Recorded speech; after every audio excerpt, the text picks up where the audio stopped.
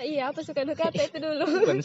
Kamu jadi sama. Jangan kok. saya, tidak. Pasti beda lah berarti santriwati dengan santri.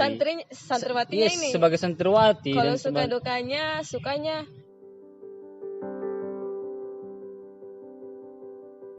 Kalau suka dukanya, sukanya.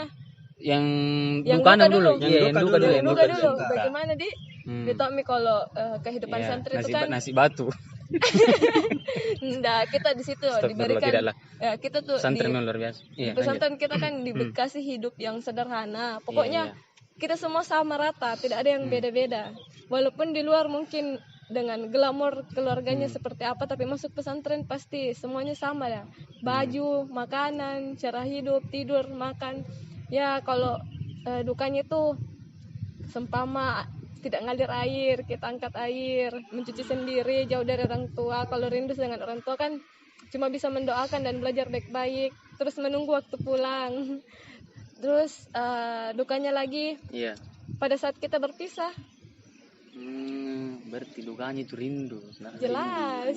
Kalau di santri itu tidak bisa Kak, jauh dari kata bisa rindu. Jauh dari orang tua. Jadi yang pertama itu aktivitas kami tuh, aktivitas yang dukanya itu aktivitas menumpuk, mandiri kan. Kalau kan orang di rumah kan biasa ada cucian terus makanan orang tua. Kalau kita nasibkan ke orang tua apa. makan sendiri. Makan sendiri. Ya, yang kedua. Tapi ada yang tidak sendiri. Apa sih? Tidur. Iya, betul. Main-main. Itu jangan dulu itu sukanya itu. Oh iya, baru gitu. tadi. Aduh. Nanti salah paham orang. Terus sukanya lagi. Oke, sekarang sukanya. Sukanya nih kayak begini nih kita. Walaupun di luar kita tetap saudara. Persaudaraan erat sekali. Sukanya itu. Iya. Semuanya dilakukan bersama-sama sama teman-teman. Jadi betul. di dalam itu teman rasa saudara, kayaknya, ustadz rasa orang tua.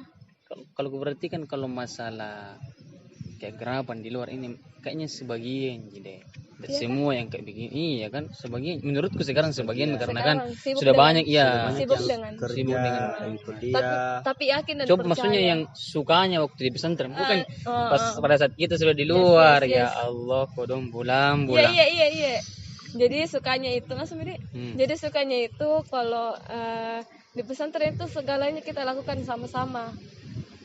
Satu sedih semua, satu bahagia semua. Pernah Dika, saya sedih, dia tidak sedih. Masa? Berarti iya. Teman sepotong itu. Teman sepotong memang ini. Nah, jadi di dalam itu teman rasa saudara, guru rasa orang tua. Karena kita kan jauh dari teman. Betul. Mulai dari bangun tidur sampai tidur lagi, teman selalu ditemani. Jadi kita tidak pernah merasa kesepian. Itu sukanya. Terus banyak sekali nilai-nilai kehidupan yang bisa didapatkan di dalam. Hidup sederhana, hidup mandiri, dan itu bagian rasa suka yang tidak bisa didapatkan di intinya itu kekeluargaan yang sangat erat luar biasa karena ini kita cuma teman tapi betul-betul rasa saudara. Iya, rasa saudara apa saudara tak saudara itu istilahnya orang saudara tak saudara tapi memang luar biasa pesantren. Sampai itu kutam itu kurang celah iya sampai hal-hal yang kecil begitu iya sampai hal yang kecil begitu sabun apa nak pakai Ndika sampo apa nak pakai berapa mantan saya pacarna aku tahu sekarang. Oke, terus yang pertanyaan ketiga sebut satu nama teman santri Anda yang paling baik dan sebut nama teman santri yang pakbal. Santri atau santriwati nih? Santri dong. Santri cowok. Santri dong cowok dong. Yo, aduh. Siapa yang paling baik? Yang paling baik dulu atau yang paling kalau Anda sebutkan saya akan tampilkan fotonya.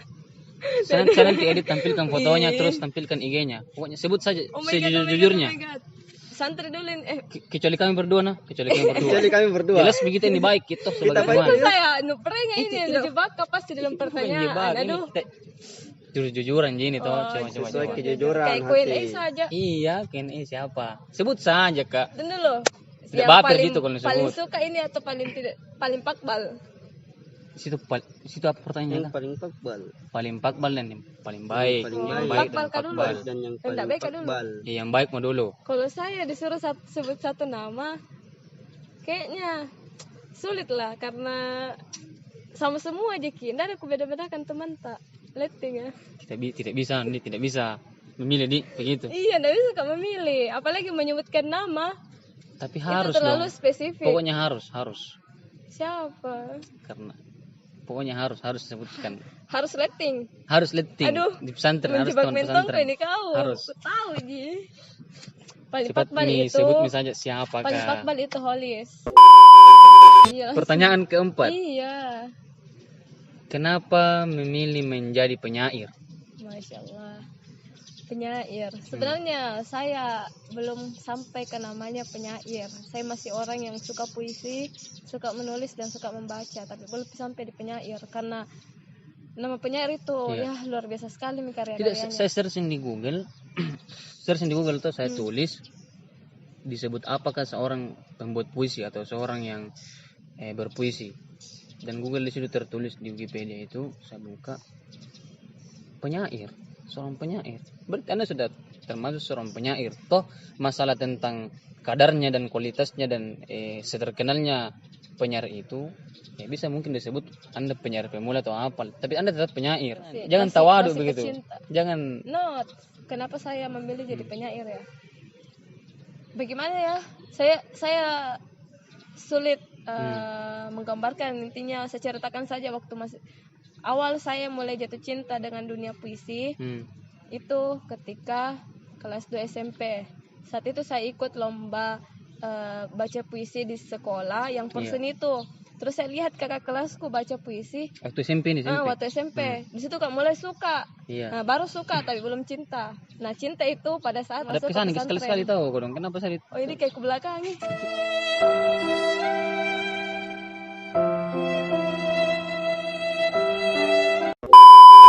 Jadi saya mulai betul-betul jatuh cinta dengan puisi itu ketika masuk di pesantren. Di pesantren pertama saya diajarkan menulis puisi oleh Ustadz Herman. Namanya dulu itu Pandrita, Ustadz Herman. Setelah itu ketemu sama Ustazah Bunda Sriati. Di situ juga di situ saya pertama kali diajarkan baca puisi yang teman-teman. Jadi Ustaz Herman itu salah satu penulis juga. Ustadz kami di pesantren modern Tarbiyah Takalar, salah satu asatidz, dan Ustazah Bunda itu panggilan sebenarnya dari Ustazah nama lengkapnya Ustazah Sriati, salah satu guru kita juga, pelopor seni di pesantren kami. Termasuk saya adalah jebolannya. Saya juga teater tapi tidak lanjut ki. Ustazah Bunda yang ajar saya baca puisi. Ini juga beliau akustik cerita saya kok cerita orang. Iya, kok diam-diam deh. Jadi begini memang dia pemain tenang. Doakan Ustazah semoga selalu sehat. Intinya Ustazah Bunda yang buat Kak betul-betul jatuh cinta dengan dunia puisi. Yang ajar Kak baca puisi dan buat Kak jatuh cinta. Setelah itu Ustazah Bunda selalu berpesan bahwa di luar dari pesantren itu bakalan banyak hal-hal baru yang bisa kau temukan dan bisa asah bakatmu. Berarti awalnya ini mencoba dulu pertama. Coba terus masuk. Dari rasa suka aja dulu. Dari rasa suka. Coba. Nyaman terus setelah itu dikembangkan nih. Katanya kenapa memilih menjadi penyair atau puisi? Katanya itu puisi-puisi tak ini sebenarnya ditumpahkan dari hati tak begini. Ceritanya ada seorang lelaki nih yang yang yang buat kesakit hati. Yang buat kita sakit hati sehingga Anda tumpahkan bukan air mata menumpahkan keresahan itu lewat puisi-puisi tak. Betul itu kah? Kayaknya betul deh. Menjebak. Ada orang tanya kah? Oh, siapa tanya ki? Ada lah yang saya sebut tahu. Andika. Pertanyaannya itu tuh menjebak sekali. Jawab. Mentang-mentang ditahu masa laluku karena ada kepada masanya. Itu bahas masa lalu lagi. Jadi memang pernah suatu masa, suatu hari saya memang merasa ada pada down sekali. Dan ada orang, bahkan seorang Habibi, dia B.J. Habibie, Ainun Habibie.